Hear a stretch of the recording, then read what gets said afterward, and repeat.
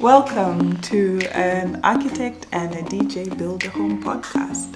I'm the architect and I am the DJ. you go. Okay, let me go.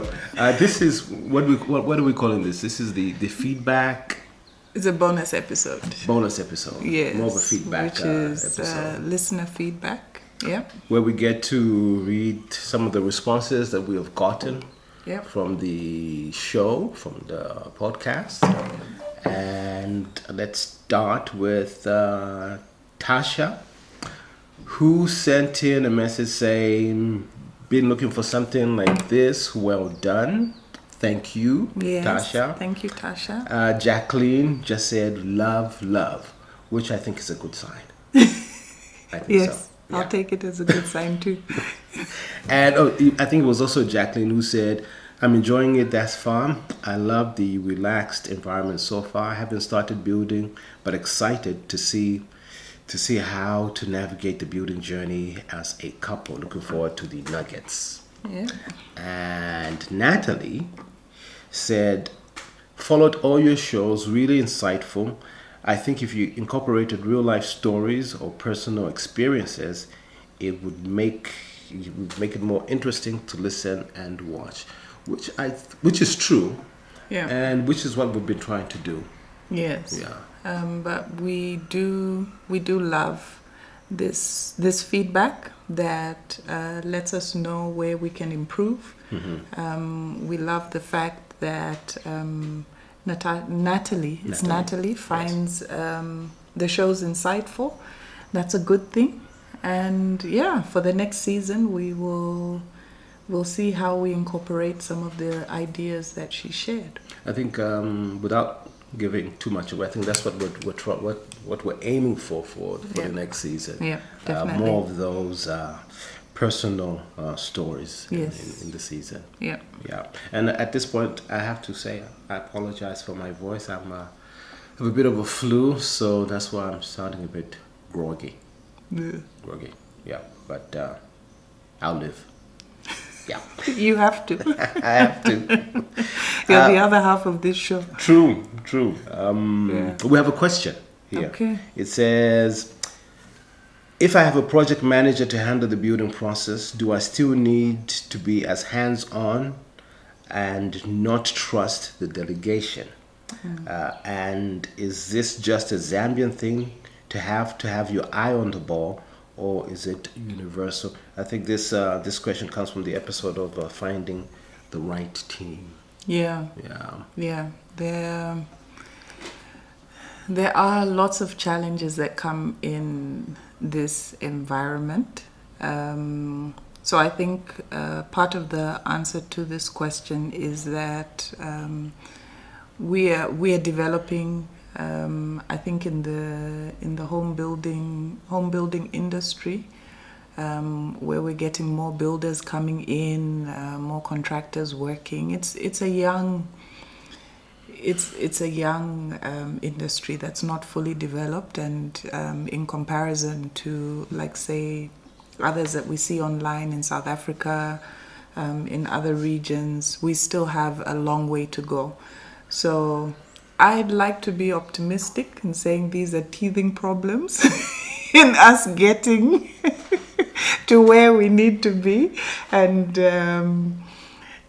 because those problems are there, there definitely has to be that extra oversight. You have to understand the environment that we're in, and how is it that you are then going to adjust yourself to make sure that you get the best outcome possible.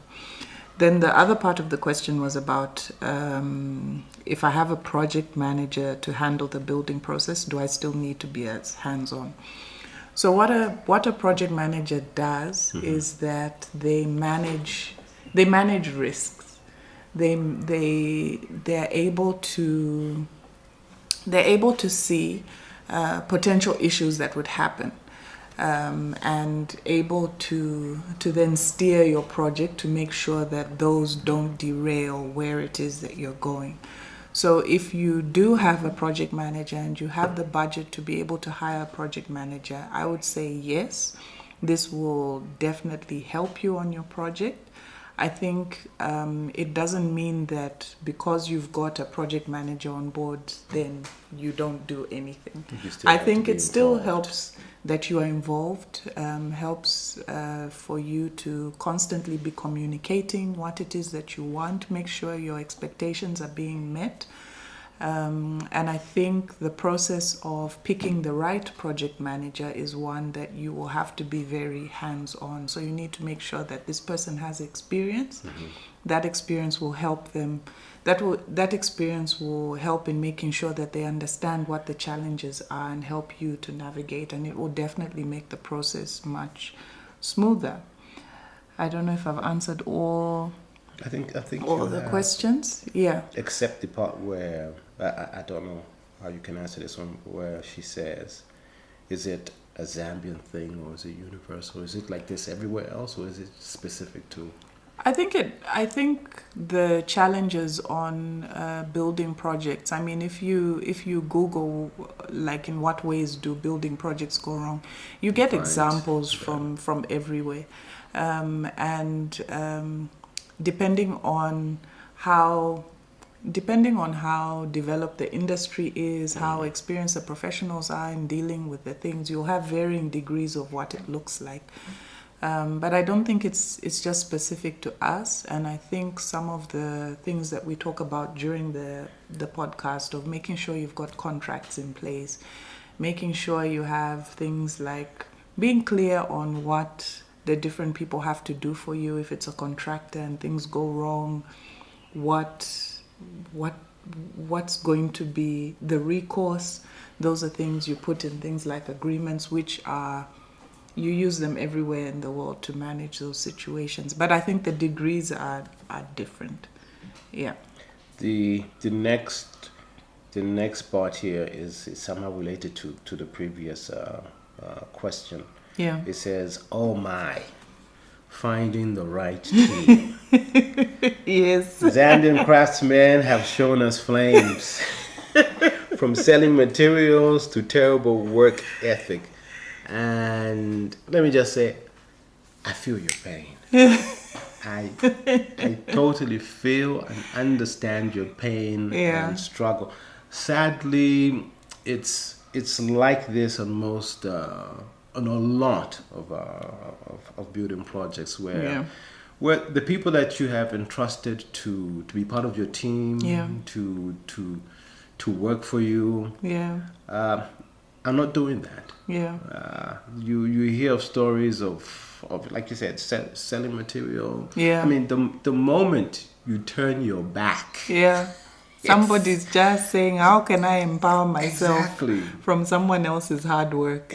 And it's sad. And the sad thing is, it's not just specific to building projects. Yeah. It's in most cases where you have, like I said, you have people who are working for you, people who should be working for you are on your team, and are not doing that. Yeah, yeah. I was on a bus the other day, and it stopped at a bus station. A young lady got on, and then she met a friend of hers who was on the bus, and they started talking, and they started talking about work, and the one of the ladies. One of the girls asked the other one, said, "Are you still working at such and such a place?" And she said, "No, I stopped." And then she went on to say how she used to steal stuff from work. And she was saying it proudly, yes, on the bus. How I don't know if she was working for a supermarket or a bakery, but yeah, she talked about how she stole sugar, cooking oil. Like, nezoenda na 5 liters. I would go with 5 liters cooking oil kunyumba. Oh no. And clearly she thought it was okay because she's confessing it and out how loud. that Brian, the other guy, took even more at any chance he got. But you see, this is it comes down to people supposed to be working, and busy, stealing from work and doing it proudly. So it's we can't solve all of the problems that are there, but hopefully hopefully somebody will be saved from what we share. I guess what we're trying to say is that we don't have the answers. Yes. Or the solutions for all Or the problems. It's much bigger. But we wish you all the best, and you try to be as hands-on as possible. Yeah. And if you're fortunate enough to get good people working for you, it will be better. It will be the better. Outcome will definitely be better. Very true. Do you want to read this one? The next okay, question? So our next question that we received. So some say in the situation, I project that my building project will cost 500,000 kwacha. But I don't have it now, but anticipate that every month I will have 10,000 kwacha to use for the building project. Would it then be best to wait until all 500,000 kwacha is obtained from me saving 10,000 kwacha per month for 50 months, or just build with the 10,000 kwacha every month for 50 months? Heard others argue that if you save up the cost of cement, the cost of cement today will differ 50 months from now, so your savings will not do justice and might as well build with what you have currently. So I think this question came from the episode we did on finances. Mm-hmm. And there are lots of different opinions about finances. I think in answering this question, one thing that's good is that the person has identified, like, okay, I've got this amount of money, and this is how much I can save every month. I think the next step is to put this money that they have, or to look at this money that they have in the context of their project. Mm-hmm. So this is where the planning comes in. So obviously, the fact that they don't have all the money right now means that maybe the most viable option is to do it in stages. Yes. So then, what are the different stages? Like, how does this money look like in terms of the different stages? So I'd advise, like, if you've got enough money to do the foundation, say you can do your foundation, you can do your block work, you can do your floor slab, cost that entire stage. Okay. And make sure that you've got the money to complete that stage. Because it's better to do it in chunks like that, rather than you say, oh, I've just got 10,000, so let's see where 10,000 takes me. But it's not connected in any way to how the building is going. So would it be best, like in this situation, Yes. correct me if I'm wrong, she says she's estimated will cost 500,000. Yes. And she's saving 10,000 every month. Yes. Would it be best then to, let's say she finds that the foundation Yes. stage would take 100,000. Yes. She Save saves up up for 100,000 and Yes. gets that done. Get that done. Have the money for a complete stage. Okay. And this is where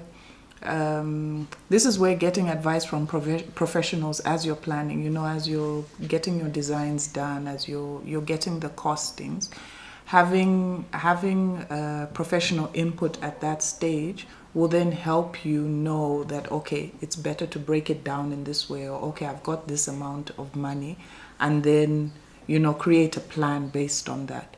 I think that's the most sensible way to do it, okay, rather than saying, okay, I've got 10,000, let's see how it takes me. Throw it there. Yes. But in what I'm proposing, you do have to do a bit of work in saying, like, okay, how much will I have realistically over this period of time?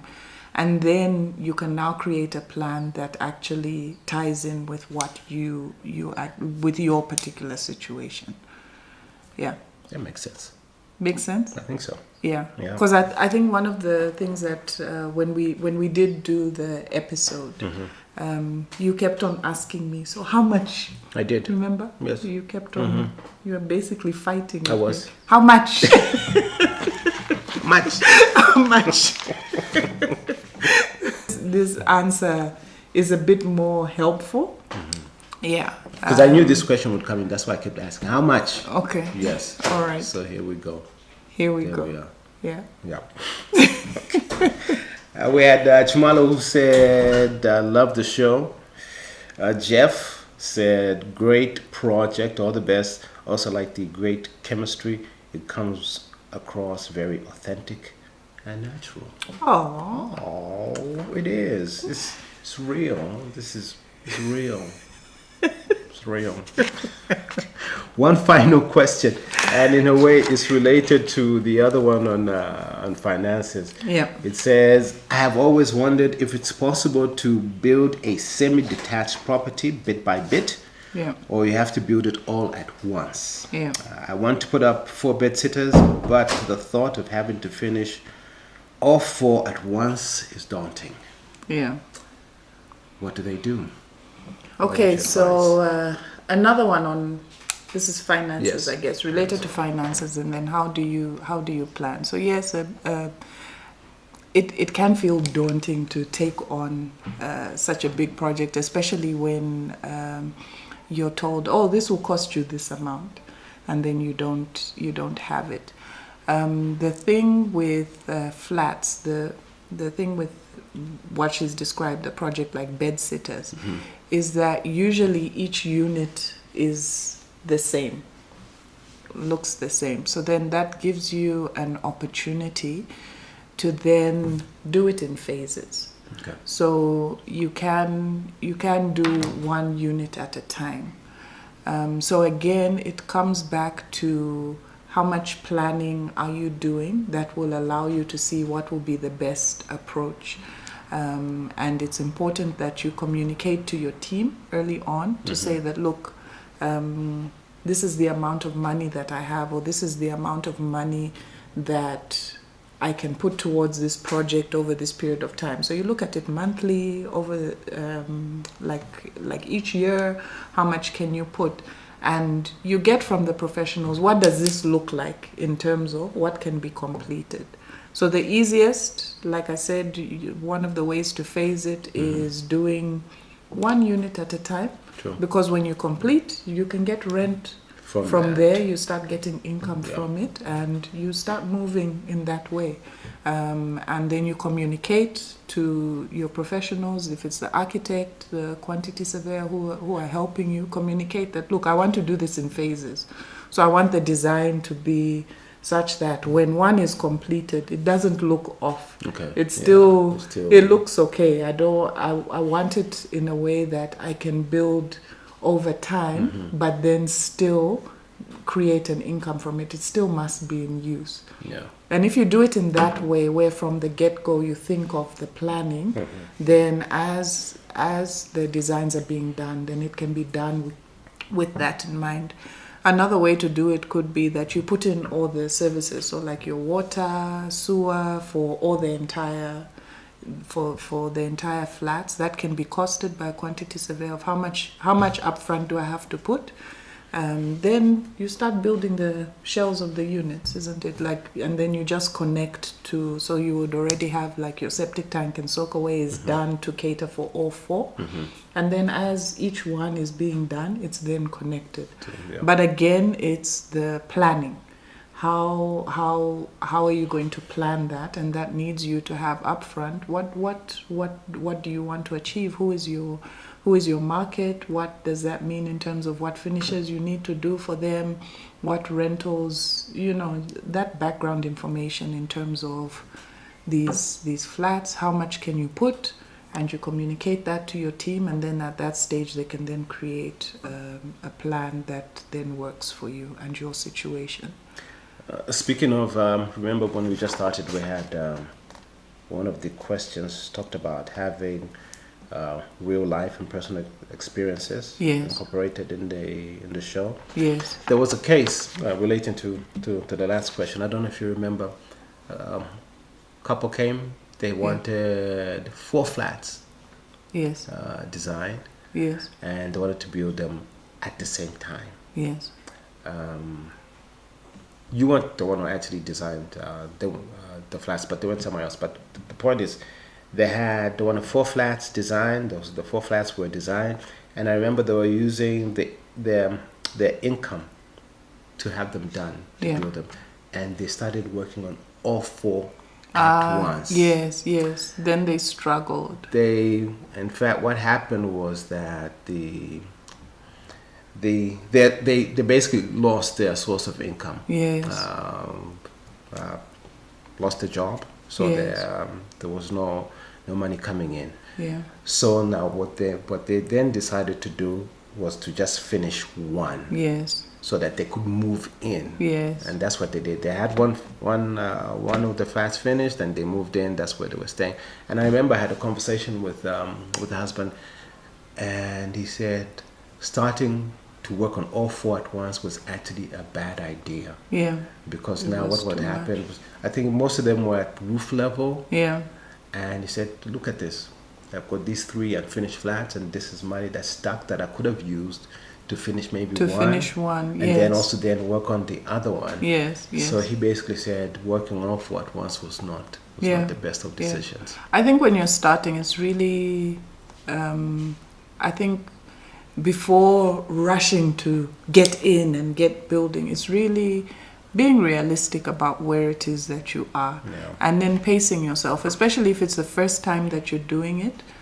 If you've got several units, then trying one will help you understand what will be involved in the entire process, and it will help you adjust and improve your approach for the others. And then, of course, money wise as well, it helps make it easier, and helps you make sure that you complete, but you're still able to get an income from the phases, from the different phases. So that would be my advice on that. All right, and that's it for the feedback for this. Thank you so much to everybody who's taken the time to actually give us feedback. As always. Feedback on the show. We love constructive feedback. We love the questions as well. That helps us understand where is it that people are struggling, where do they need input. And we'll be back soon with season 2. See you next season. An Architect and a DJ Build a Home podcast is a Home Build Zambia production, recorded and produced in Lusaka. The show is hosted by Kalenga, he's the DJ, and me, Mphangela, I'm the architect. Video recording by Sharon, music by Bless the Creative, technical support provided by Bless the Creative.